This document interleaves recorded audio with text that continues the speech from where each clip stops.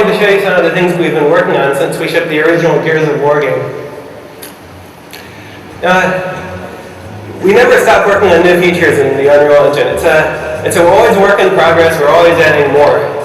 So one of the major new things we've added is ambient occlusion technology. This technology enables us to add much more realistic dynamic shadows to scenes using a pixel shader technique. So a pixel shader traverses every single pixel in the scene and looks at how light reflects around and uses that to generate much more realistic shadow highlights on the objects in the scene. So you see much more definition in individual objects and they pop out from the backgrounds. This technique works for characters as well. We've done significant work on the character pipeline. On the left here you see Marcus Phoenix as he appears in Gears of War. And on the right he's being rendered in our new character pipeline. You see there's much greater contrast in the shadows, much greater specular lighting bouncing off of the thing. You see a lot more detail in the character overall. It is also a lot more efficient and enables us to render a lot more characters in scenes. Now, if you remember in Gears of War, you fought the Locust Horde, where the Horde consisted of maybe like 5 or 6 locusts. But now we can really build scenes containing hordes of creatures. And here we have over 100 creatures running around in real time using flocking technology.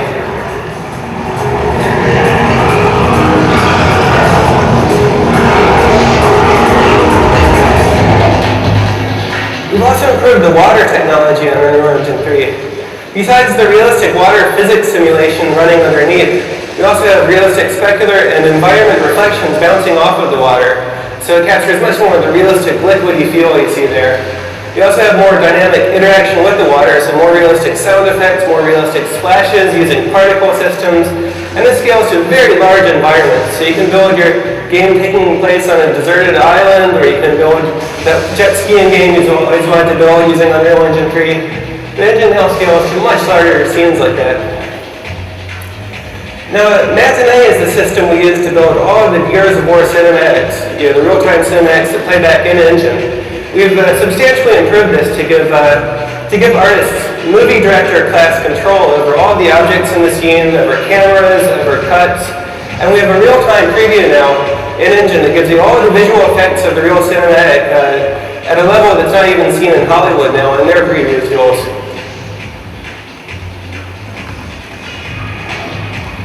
We've also incorporated the GDC soft body physics simulation tool, which enables us to simulate objects that are realistically elastic and fluidy, like you see with this cube of meat we built here. And you can see the player can interact with that, push little pieces of it around, and it's all very elastic and buoyant.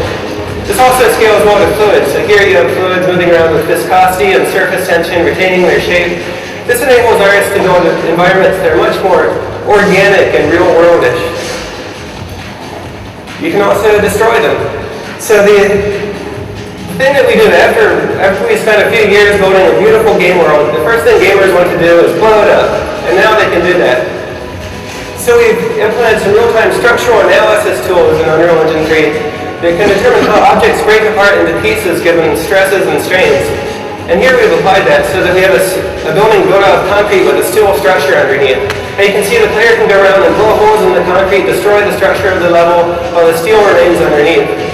This is just one of the tools that enables designers to create far more realistic and destructible environments in future games. And these are just a few of the things we've been working on in Unreal Engine 3. We expect to have a lot more over the coming years as we learn to take more and more advantage of the Xbox 360's hardware power. Thank you.